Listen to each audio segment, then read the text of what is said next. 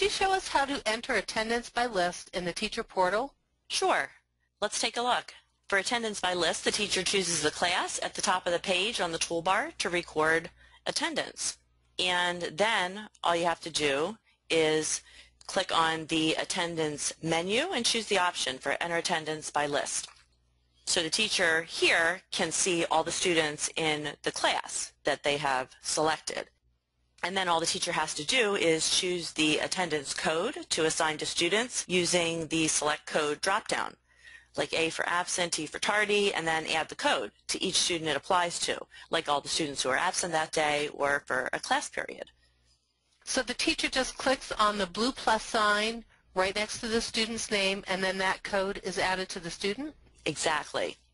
And then if there are other codes that need to be assigned to students, like dismissed or unexcused absence, the teacher will just choose that code from the select code pick list and assign it to the students.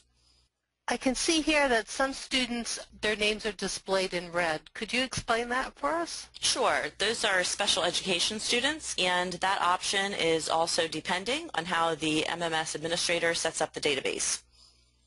Now, I can see that we've defaulted to the current date. Can a teacher go back and adjust attendance for a prior date? Well, actually, that depends on how the teacher is set up, again, by the MMS administrator. The date always does default to today's date, but if a teacher has access to prior dates to make a change, then that can be adjusted in the select date dropdown.